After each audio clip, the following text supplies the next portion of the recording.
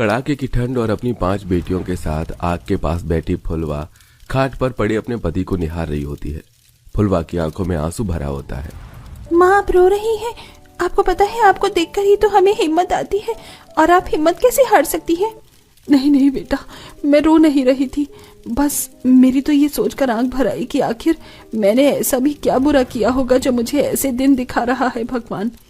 माँ, आप चिंता मत कीजिए, पिताजी जल्दी ठीक हो जाएंगे, देख लेना आप। इतना सुनकर फुलवा अपनी बेटियों की तरफ देखकर मुस्कुरा देती है। गरीब फुलवा अपनी 5 बेटियों के साथ अपने बीमार पति का पेट पालने के लिए अपनी बड़ी बेटी सीता के साथ कई घरों में झाड़ू पोछा लगाने का काम करती और शाम में हरी सब्जियों की दुकान लगाया करती। बेटा सीता, अगर घर का काम हो गया है तो हमें अब निकलना चाहिए, वरना मालकिन चिल्लाएंगी। माँ, आप मंदिर वाली अंकल के घर झाड़ू पोंछा करने चली जाइए, मैं कनिका आंटी के घर झाड़ू पोंछा करने जा रही हूँ। फुलवा और सीता दोनों ही कई घरों में झाड़ू पोछा बर्तन करके थोड़े बहुत पैसे कमाकर अपने घर का गुजारा कर रही थी, लेकिन फिर भी उनके घर में दिक्कत चल रही थी। पति के दवाई से लेकर घर में खाने पीने और 5 बेटियों के पालन पोषण में उन पैसों से हर चीज पूरी नहीं हो पा रही थी, जिस वजह से फुलवा शाम के समय हरी सब्जियां भी बेचा करती थी। माँ, अभी तक आई नहीं क्या? दिव्या, तूने पिताजी को दवाई और खाना समय पर दिया ना? हाँ दीदी, मैंने पिताजी को खाना और दवा दोनों ही समय पर खिला दिया है। माँ आती ही होंगी, फिर मैं माँ के साथ बाजार जाऊंगी। नहीं दीदी, आप खाना बना लो, ठंड में मैं माँ के साथ बाजार चली जाऊंगी और मेरे साथ राधा भी जाएगी। ठीक है, तुम दोनों चले जाओ माँ के साथ, और हाँ, किसी चीज के लिए जिद मत करना, अब तुम बड़ी हो गई हो।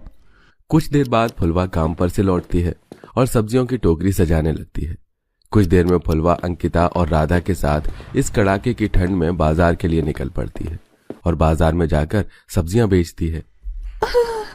अंकिता, तू आवाज नहीं लगा सकती, लोग आ जा रहे हैं।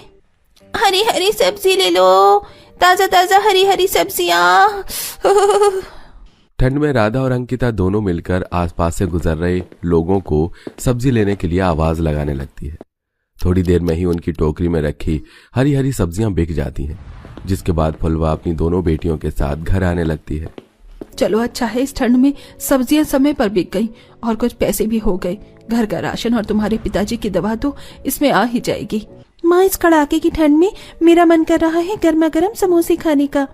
नहीं, मेरे पास इतने पैसे नहीं है, चलो चुपचाप घर। तुझे दीदी ने बोला था ना कि किसी चीज के लिए जिद नहीं करना। अब राधा अपना मुंह लटकाकर घर आती है। वहीं फुलवा अपने साथ घर का सामान और अपने पति के लिए दवा लेकर घर आती है। माँ, आज तो सब्जियां जल्दी बिक गईं। हाँ, इन दोनों ने ग्राहकों को खूब आवाज लगाकर बुलाया और अच्छा हुआ जो समय पर सब्जियां बिक गई और थोड़े पैसे भी हो गए, और उन पैसों से ही मैं राशन और तेरे पापा के लिए दवा लेकर आई हूँ। समय ऐसे ही बीत रहा था। गरीबी से बेहाल फुलवा अपनी 5 बेटियों और बीमार पति का सहारा बनी हुई थी। घर में ठंड में पहनने के नाम पर फटे पुराने कपड़े, पुराना कंबल और एक ही खाट थी जिस पर दिनेश सोया करता, और बाकी सब नीचे एक फटे हुए कंबल में सोते थे। सीता बेटा, सबको उठा दे, आखिर कब तक सोते रहेंगे ये लोग। अब सीता जब अपनी बाकी बहनों को उठाती है तो वो देखती है कि राधा का बदन गर्म है और उसे बहुत तेज बुखार है। माँ, इसे तो तेज बुखार है। राधा, राधा उठ बेटा, मैं तेरे लिए दवाई लेकर आती हूँ। माँ, कल रात राधा ठंड में कांप रही थी, ठंड की वजह से ही राधा की तबीयत खराब हुई है। मैं कब तक अपने परिवार को इस तरह दुखी देखती रहूंगी। हे प्रभु, कितना दुख दे दिया है आपने। इस ठंड में शरीर ढकने के लिए हमारे पास ढंग का गर्म कपड़ा, कंबल कुछ भी नहीं है। माँ, आप राधा के पास रुकिए, मैं दवाई लेकर आती हूँ। अब सीता अपनी छोटी बहन के लिए दवा लेकर आती है और इधर फुलवा और सीता कुछ देर बाद काम पर निकल जाती हैं। रोज की तरह देर शाम फुलवा सब्जी लेकर बाजार जाती है और सब्जी बेचकर लौट रही होती है। तभी फुलवा का ध्यान समोसे और चाय की दुकान पर जाता है। माँ, देखो तो कितनी भीड़ है इस दुकान पर। समोसे और गर्मा गर्म चाय का लोग किस तरह आनंद उठा रहे हैं। हाँ, किस तरह लोगों की भीड़ लगी है यहाँ। अब घर जाकर फुलवा राधा का हालचाल लेती है, अपने पति को दवाई देती है और खाना बनाने में लग जाती है। माँ, ऐसा भी क्या बन रहा है जो इतनी अच्छी खुशबू आ रही है? वही जिसके लिए कल तूने खाना नहीं खाया था और तुझे गुस्से के मारे बुखार हो गया। इसका मतलब माँ समोसे बना रही है।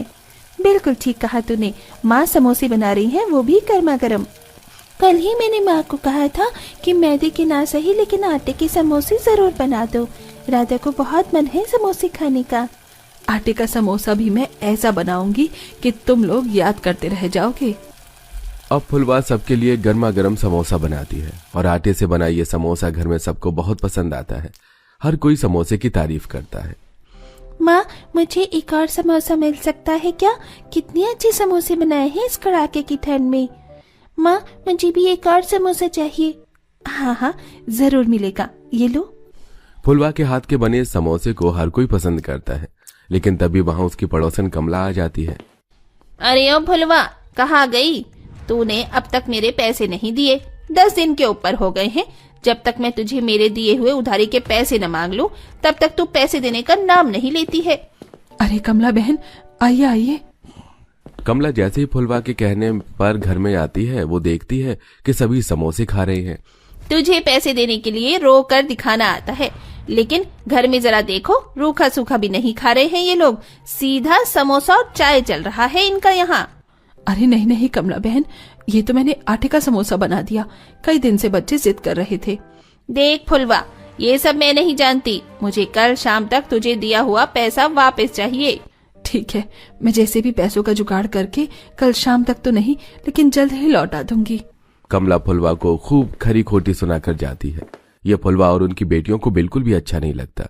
तभी सीता अपनी मायूस माँ को देखकर कहती है, माँ, आप पर बहुत बोझ है, लेकिन हम सभी मिलकर काम करेंगे और आपका बोझ हल्का करेंगे। हम 5 बेटियों की शादी की चिंता भी आपको सता रही होगी। चिंता मत कीजिए माँ, सब अच्छा होगा। तभी अपनी बहन और माँ को बातें करता हुआ सुन चमेली बोल पड़ती है।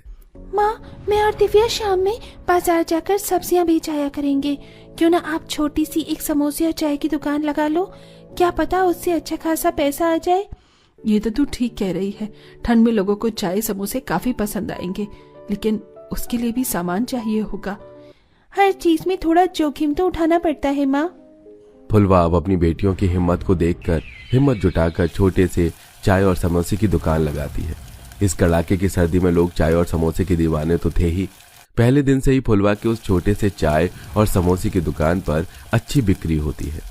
माँ, आज सारी सब्जियाँ तो नहीं, कुछ सब्जियाँ बिकी हैं बस। ये देखिए। कोई बात नहीं, हमारा धंधा अब चल पड़ा है। पहले ही दिन अच्छी कमाई हुई है, अब हमें चिंता करने की जरूरत नहीं है। सीता और फुलवा अगले ही दिन से घरों में झाड़ू पोछा बर्तन वाले काम छोड़ देती हैं और सुबह से शाम तक चाय समोसे की दुकान लगाने लगती हैं। क्या बात है फुलवा, अब तो तू चाय समोसे की दुकान पर उतर आई है। कल तक कहाँ लोगों के घर में झाड़ू पोछा बर्तन करके पैसे कमा रही थी। माँ ने तो आपको कल ही पैसे दे दिए थे, तो आज आप इस तरह क्यों बात कर रही हैं? मैं तेरी माँ को सुनाने नहीं आई हूँ, बल्कि मैं तो तेरी माँ के हाथों का बना समोसा और चाय पीने आई हूँ। अरे कमला बहन, बैठो ना। कमला को भी फुलवा के हाथ के बने समोसे और चाय काफी ज्यादा पसंद आते हैं। फुलवा को समोसे बनाना तो आता ही था, बस सीता चाय बनाती है और फुलवा गर्मा गर्म समोसे लोगों को परोस रही होती है। और इस तरह से लगभग इस दुकान को 1 महीना बीत जाता है और सब कुछ अच्छा चल रहा था। माँ, अब तो हमारी समोसे की दुकान चल पड़ी है। पता है, वो जो रमा काकी है ना, वो कह रही थी कि अब तो तुम 5 बहनें आसमान में उड़ने लगी हो। कोई भी कुछ कहता है तो उनसे जुबान लगाने की जरूरत नहीं है। जिसे जो कहना है कहने दे। हम अपनी मेहनत का खा रहे हैं, किसी का चोरी करके नहीं। बिल्कुल ठीक कह रही है माँ। जब हम इतनी दिक्कत में थे, हमारे पास खाने के लिए खाना और घर में पापा की दवाइयों के लिए पैसे नहीं होते थे, तब तो कोई हमें नहीं बोलता था कि आज घर में खाना बना है या नहीं, पापा ठीक है या नहीं। फुलवा के साथ साथ फुलवा की बेटियां भी बहुत समझदार थीं, जो अपनी माँ के कंधे से कंधा मिलाकर अपनी माँ का साथ दे रही थी। फुलवा भी अपने चाय समोसे की दुकान से इतना आगे बढ़ जाती है कि वो उस छोटी सी दुकान को अब एक बड़ी सी दुकान में शिफ्ट कर चुकी थी और चाय समोसे बनाने के लिए फुलवा ने कई लोग भी रख लिए थे। इधर दिनेश का भी अच्छे अस्पताल में इलाज करवाया जा रहा था और दिनेश में भी काफी सुधार आ गया था। मैं अपने आप को बहुत लाचार मानता हूँ, लेकिन तुम लोगों ने दिखा दिया कि औरत कुछ भी कर सकती है। उन्हें सिर्फ हिम्मत की जरूरत है और आगे बढ़ने की।